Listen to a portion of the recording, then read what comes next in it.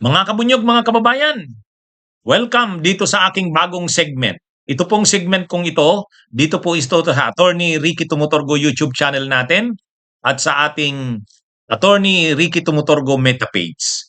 Ang segment po na ito, ang take ko, attack ni Attorney Ricky Tumutorgo. Pumipili po ako ng mga topics na gustong bigyan ng ang gusto ng aking mga followers, ng ating mga followers at subscribers, bigyan natin ano daw ang take ko. So, ibig sabihin anong masasabi ko? Ha? Tatlong napili kong topics na gusto kong bigyan kung anong take, ibigay kung anong take ko.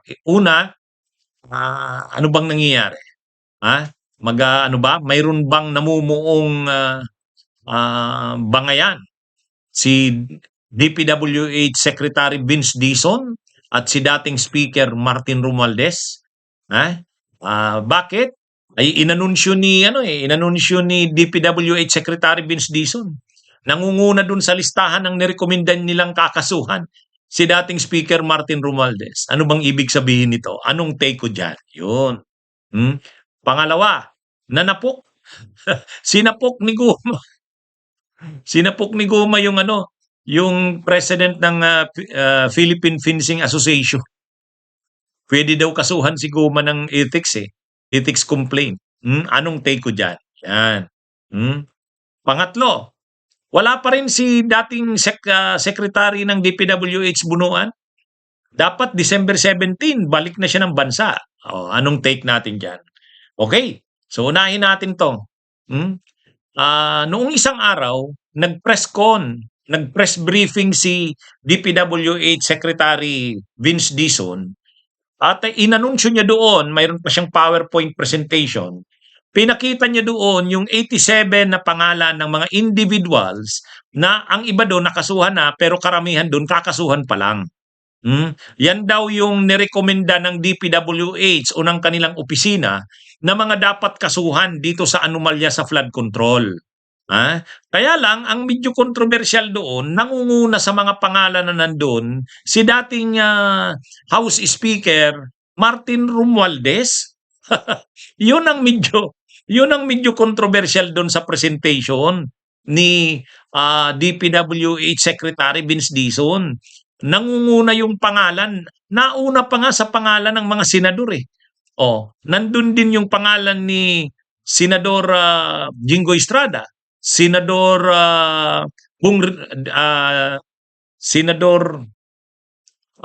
Jingo Estrada, si dating Senador Joel Villan, ay dating Senador Bong Revilla. Nandun din ang pangalan ni Joel Villanueva.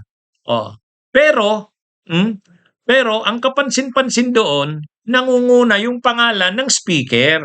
Kaya mayroong mga nagsasabi, bakit naman inuna ni DPWH Secretary Vince Dizon ang pangalan ni Speaker Martin Romualdez, ni dating Speaker Martin Romualdez? At saka, bakit isinama niya yon? Talaga bang dapat ng kasuhan? Kasi ang title nun, mga recommended na kasuhan rekomendadong kasuhan. Kaya nag-react kaagad yung abogado ni Martin Romualdez, ni dating Speaker Martin Romualdez, si Attorney Adik Fajardo. Sabi niya, ang reaksyon nila doon sa present na yan ni DPWH Secretary Vince Dizon, bakit naman daw sinabi doon na nire-rekomendang kasuhan? Wala namang findings. Ayon sa kanila, wala namang findings ang ICI, yung Independent Commission for Infrastructure. Wala naman daw findings na guilty si dating Speaker Martin Romualdez para kasuhan. Wala naman daw findings na may mga ebidensya na dito, na may mga dapat na nga itong kaso. Wala naman daw ganung findings. Kaya medyo nagre-react daw sila doon sa presentation ni DPWH Secretary Vince Dizon. Kaya lang, hindi binago ni pinanindigan ni Vince Dizon. Wala siyang binago, ganun pa rin. Yun yung kanilang nire-rekomendang kasuhan. Ayon naman kay Secretary Vince Dizon, mayroong ebidensya para kasuhan si Romualdez. Kaya lang, ang magdi-decide pa rin yan ay ang ombudsman. So bahala na ang ombudsman kung talaga bang dapat kasuhan si Martin Romualdez. Pero sa kanila, kasama sa nirekomenda nila si Martin Romualdez para kasuhan. At mayroon daw silang ebidensya. Mayroon silang ebidensya. Kaya ano bang ibig sabihin nito? Ha? Medyo ba, alam naman natin, pag DPWH secretary ka, alter ego ka ng presidente. Hmm? The DPWH secretary is the alter ego of the president. So parang pag sinabi mong alter ego ka, ang anumang ginagawa mo bilang secretary ng DPWH, ang ano diyan, tinitingnan yan bilang ginagawa ng presidente. Yung ginagawa ng secretary, considered yan na act ng president. Oh, yan yun, kasi alter ego ka. Ay ang president ng Pilipinas, si PBBM. Pinsan niya si Romualdez. Kung ginawa yan ni Vince Dizon bilang sekretary ng DPWH, sinama niya ang pangalan ni Martin Romualdez sa posibleng kasuhan, dapat kasuhan, ibig sabihin, alam ba yan ng presidente na alam ba yan na talagang kasama si Martin Romualdez? Ewan natin kung ano ba talaga. May instruction ba kay Vince Dizon na talagang isama si Martin Romualdez sa pangalan? Si Martin Romualdez naman, siyempre, ang iniisip nila dahil wala daw ebidensya sa kanya, dapat hindi siya isama doon. Yun naman ang tinitindigan ng kampo ni Martin Romualdez, ni dating speaker. No? Para sa kanya, hindi dapat isama si Speaker Martin Romualdez doon kasi wala namang ebidensya sa kanya. So bakit kasama siya doon? Oh, yan naman yung ano. Anyway, abangan natin kung anong mangyayari dito kasi tinitindigan din naman ni DPWH Secretary Vince Dizon na yun nga yung kanilang rekomendasyon. At 87 talaga ang nirerekomenda nilang kasuhan. At nangunguna nga doon si dating House Speaker Martin Romualdez. Dahil para sa kanila, mayroon silang ebidensya. Kaya kumbaga sa kanila, evidence-based ang kanilang mga rekomendasyon nakabatay sa ebidensya. Hindi nila gawa-gawa lang yun. Ang ibig naman sabihin ng kampo ni dating Speaker Martin Romualdez, hindi dapat sinama doon ang pangalan ni Martin Romualdez kasi hindi pa naman daw napapatunayan. Wala naman daw ebidensya. Anyway, mukhang medyo medyo lalaki itong issue na to. Lalaki itong issue na to.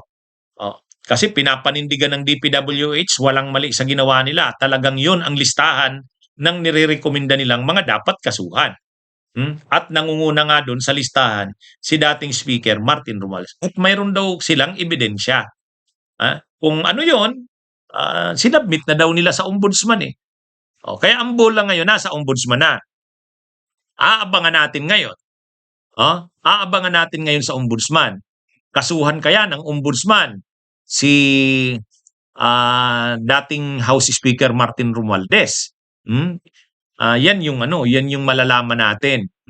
Kasi ang sabi ni Vince Dizon sa sinabmit nila sa ombudsman, may mga ebidensya sila. Kaya yung mga pangalan daw na nandoon na nirekomenda nilang kasuhan, may mga ebidensya daw yun. Kasama na doon si Martin Romualdez, may ebidensya sila. Kung ano yon, hindi naman dinitalye ni Vince Dizon. Basta't mayroon daw. Hindi daw nila irerekomenda doon yung mga dapat kasuhan kung wala naman silang ebidensya. Kung anong gagawin ng ombudsman, malalaman natin yan. Okay, ito.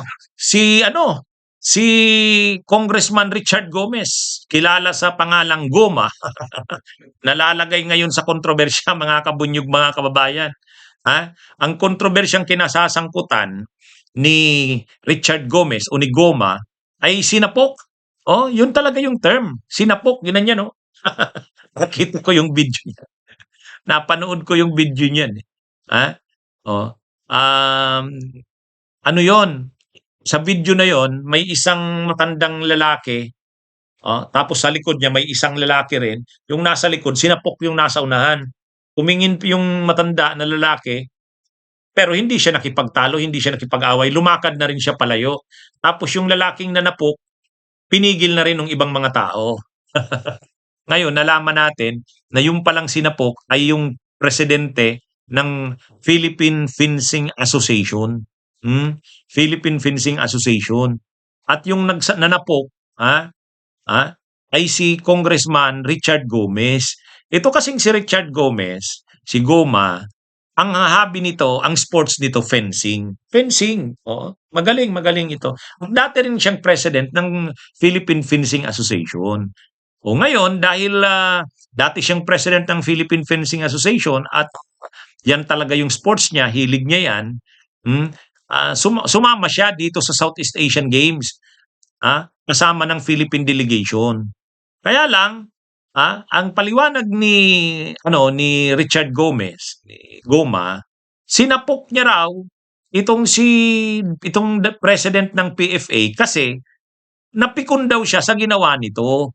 Kasi mayroong player, mayroong yung number one daw, yung sa listahan, yung nangunguna, yung top na na atleta ng Pilipinas sa fencing, yung talagang panlaban. Larrazabal yata ang apelyido nun. Larrazabal. Ah, inano daw, hindi daw pinalaro nung president ng Philippine Fencing Association. Hindi pinalaro nung ano. Kaya medyo napikon si Richard Gomez, si Goma, kasi number one yun eh, ba't hindi daw pinalaro? Ang sabi kasi daw, ang paliwanag, mayroon daw kasing parang hindi yata nagpa-practice yung mga ganun. Kaya nag-decide yung president ng Philippine Fencing Association na wag siyang palaruin. Ang problema, natalo yung pinalaro ng team ng Pilipinas. O, sabi ni Richard Gomez, kung yun sanang si Larrazabal ang pinalaro, nanalo sana ang Pilipinas. Kaya napikon daw siya. Kaya nung lumapit yata sa kanya para mag-sorry, pagtalikod, sinapok niya. O, kaya hindi niya dinideny. Hindi niya dinideny na sinapok niya. Pero inexplain niya lang bakit niya ginawa yon. Yun ang ano diyan. Hindi dinideny ni Richard Gomez na sinapok niya nga. Pero lumapit daw kasi sa kanya para mag-sorry. Hindi niya naman daw tinanggap kasi pikon nga siya. Pagtalikod, yon sinapok niya. Pero sabi niya, nagawa niya lang yun dahil hindi niya talaga gusto yung ginawa eh. Bakit ano yan? Kasi dati ring president ng the Philippine Fencing Association itong si Richard Gomez. Kaya sabi niya, sila nga na nasa delegation ng Pilipinas na hindi daw nila nagustuhan yung ginawa ng president ng Philippine Fencing Association. Ang problema, senior citizen na yun. Kaya yung senior citizens yata magrereklamo, magpa-file ng ethics complaint laban kay Richard Gomez. At ito din itong president ng Philippine Fencing Association na sinapok ni Goma, ni Richard Gomez, ay nag-iisip na mag-file ng ethics complaint. Sa totoo lang, pwede bang may basis ba? Mayroon bang tibay? Yes. Oo, totoo yun. Matibay yun. Kasi kitang-kita sa picture, tinapok talaga. Yeah, unethical naman, congressman ka, kahit sabihin mo pang hindi ka kumbinsido sa ginawa nung president ng Philippine Fencing Association. Sa maraming tao, at sa ibang bansa pa yun maraming sinapok niya. Matindi rin itong si Richard Gomez mayabang din talaga itong si Goma eh. Alam niyo nung naging na ito, politiko na ito, nakaranas ng kapangyarihan. Noong panahon, artista siya, di sikat lang, pero walang kapangyarihan. Ay nung naging mayor, naging congressman, naging mayor, tapos ngayon congressman na naman, yan, nakaranas ng kasikatan, dati ng sikat, tapos ngayon kapangyarihan, lumaki ang ulo. Lumaki ang ulo. Sa katunayan, marami itong talagang marami na itong kontrobersyang kinasangkutan itong si Goma si Richard Gomez Tapos ngayon mayroon na naman. At ang masama pa dito, senior citizen, hindi niya na ginalang. Imagine mo senior citizen sa pukin mo, tapos congressman ka, ay unethical nga yan. Hindi tamang gawin yan ng isang congressman. Kaya malamang maanuhan talaga to. Magpo-prosper tong kaso na to. Kaya dapat sampahan din talaga ito nung mismong president ng Philippine Fencing Association at saka yung grupo ng mga senior citizen. Pero sabi naman ni Richard Gomez, hindi daw siya magsusorry. Hindi daw siya mag-apologize. Ano daw siya?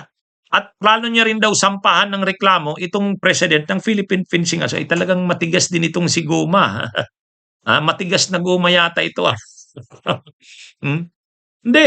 Yun ang sabi ni Richard Gomez. Hindi daw siya magso-sorry, wala siyang plano mag-sorry, mag-apologize, at may plano pa nga daw siyang mag-counter din ng kaso dito sa ano.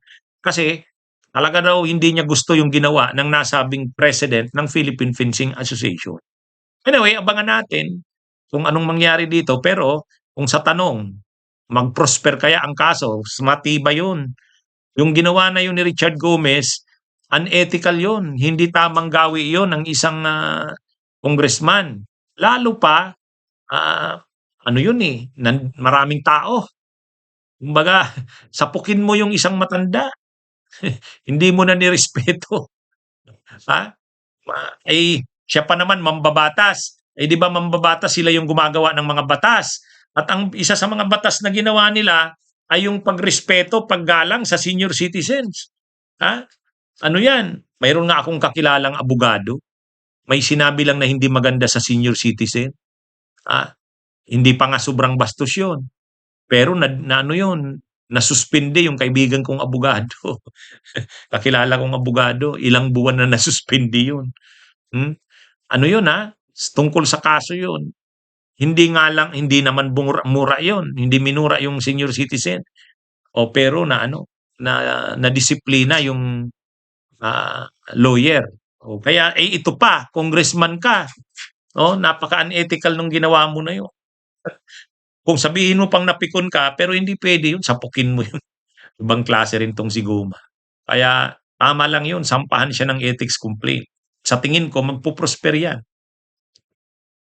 O ito, mga kabunyog, mga kababayan, si dating DPWH Secretary Manny Bunuan hanggang ngayon wala pa. Hindi pa bumabalik sa Pilipinas.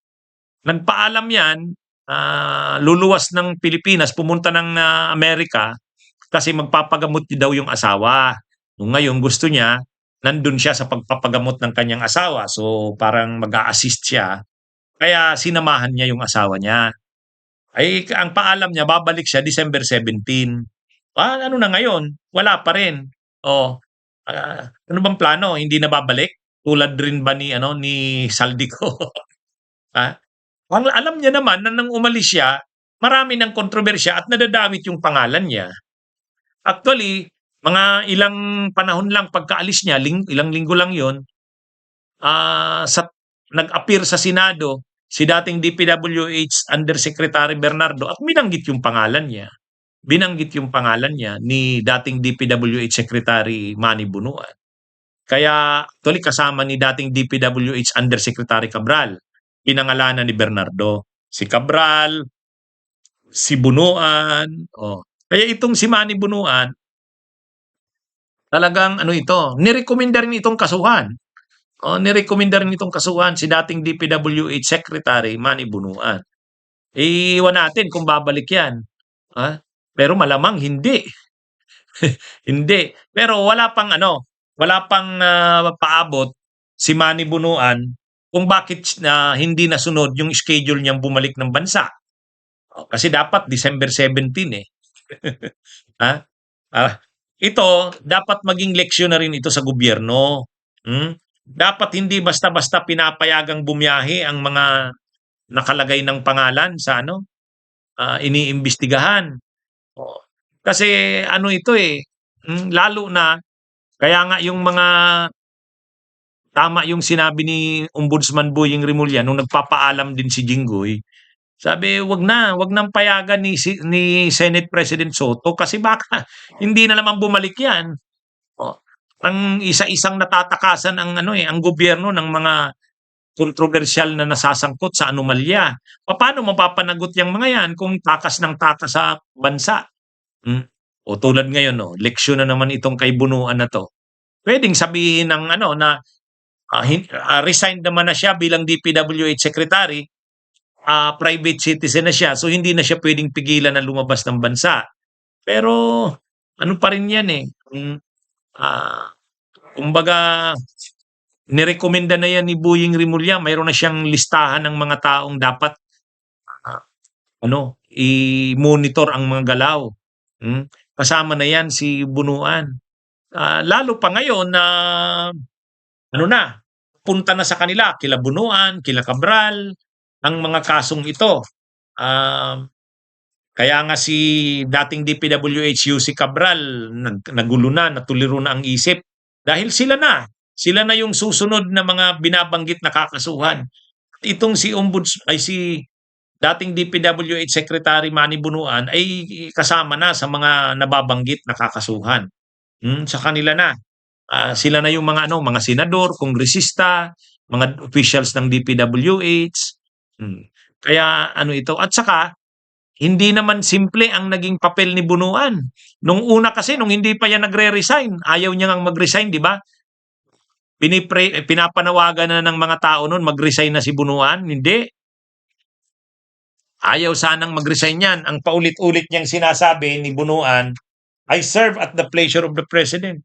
Hanggat hindi ako sinasabihan ng Presidente na mag-resign, hindi raw siya magre-resign. Yun ang sabi niya ni Bunuan. Kaya lang, nung talagang galit na ang tao, nakita na ang mga tao talaga ay gusto nang mag-resign siya, at kahit si PBBM ay na-pressure na rin. Kasi kitang-kita naman na hindi inosente si Bunuan. Yung pinoproject niya, yung sinasabi niyang hindi siya involved, ang dami ng ebidensya, ang dami ng kitang-kita mo na talagang kasama siya sa mga dapat managot.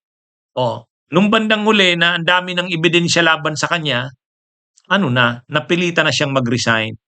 Siguro, sinabihan na rin siya ng Malacanang, huwag mo nang ilagay sa alanganin ng presidente, mag-resign ka na. Yun, nag-resign na siya.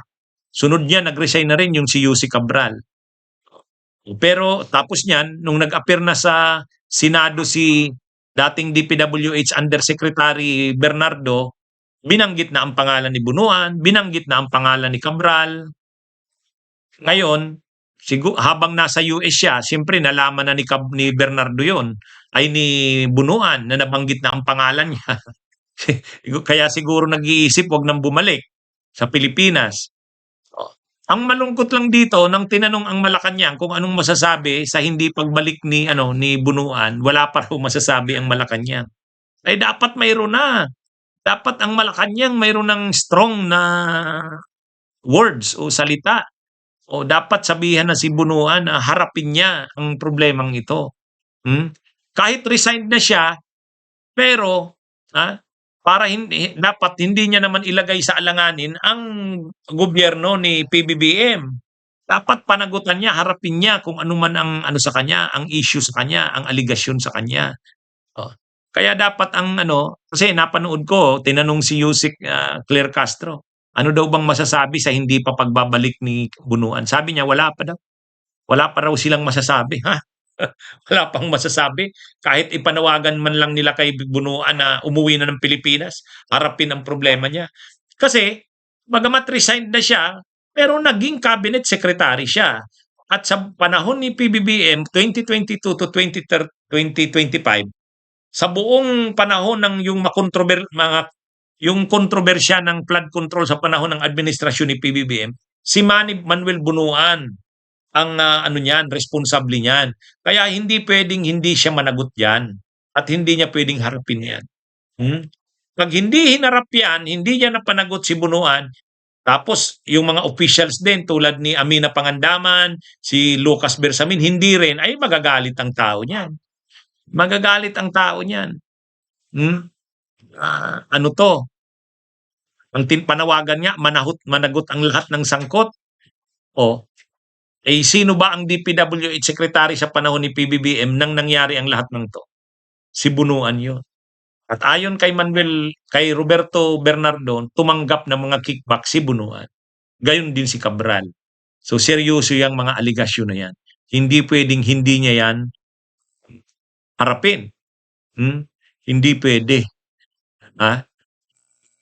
Dapat pabalikin na kaagad si Bunuan sa Pilipinas para maharap niya ito. Okay mga kabunyog, mga kababayan, magandang araw sa inyong lahat. Mabuhay po tayo.